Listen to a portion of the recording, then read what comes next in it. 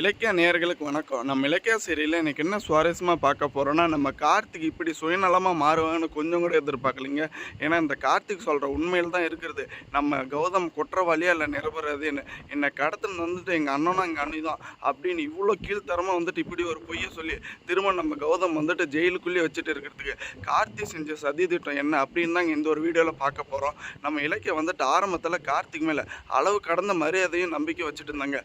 கார்த்திக் வந்துட்டு ஒரு பக்கம் எல்லா உண்மையுமே தெரிஞ்சுக்கிட்டான். கண்டிப்பாக வந்துட்டு கௌதமை காப்பாற்ற ரொம்பவே யூஸ்ஃபுல்லாக இருக்கும் அப்படின்னு மலை மாதிரி நம்பிட்டு இருந்தாங்க.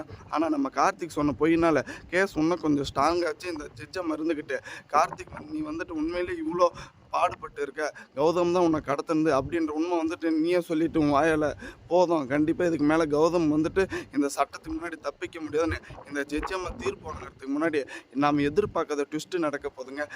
இந்த இலக்கியம் இருந்துக்கிட்டு போதும் நிறுத்துங்க மேடம், இந்த கார்த்திக் சொல்கிறது எல்லாமே முழுக்க முழுக்க போய் கார்த்திக் கடத்துனது நாங்கள் கிடையாது, கார்த்திக் வந்துட்டு எதுக்கு இப்படி பேச்சை மாற்றி சொல்கிறேன்னு கொஞ்சம் கூட புரியல அப்படின்னு திரும்ப வந்துட்டு நம்ம இலக்கியாவே இந்த ஒரு கேஸை வாதாட போகிறாங்க.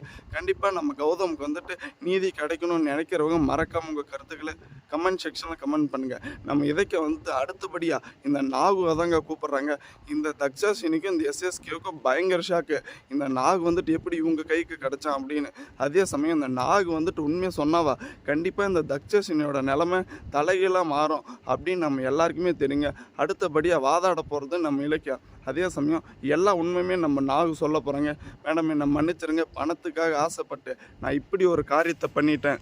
இந்த எஸ்எஸ்கே ஒரு பணவெறி பிடிச்ச ஒரு மனிதனே கிடையாது, ஒரு மிருகம். அவன் சொல்லி தான் வந்துட்டு நான் இந்த கார்த்திக் சாரை கடத்தினேன். ஆனால் ஆல்ரெடி வந்துட்டு இந்த ஒரு உண்மை நான் இலக்கிய மேடம்கிட்டையும் கௌதம் சார்கிட்டையும் சொல்லிட்டேன். ஆனால் வந்துட்டு கார்த்திக் சார் எதுக்கு இப்படி பேச்சை மாற்றி சொன்னாங்கன்னு கொஞ்சம் கூட புரியல.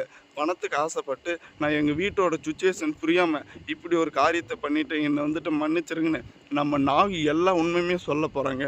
ஆனால் அதே சமயம் கூடிய சீக்கிரத்தில் இந்த தக்ஷாசினிக்கும் இந்த எஸ்எஸ்க்கும் இது சரியான பதிலடியே இருக்கணும். நம்ம இலக்கியாவை பகைச்சிக்கிட்டாவா இதுக்கு மேலே வந்துட்டு கண்டிப்பாக இந்த ஒரு ஜெயிலேருந்து தப்பிக்க முடியாது அப்படின்னு நினச்சிட்டு இருந்த நம்ம கௌதமை காப்பாற்றணும் அப்படின்ற ஒரு விஷயத்துக்கும் ரொம்பவே வந்துட்டு இது ஒரு சந்தோஷமான விஷயங்க.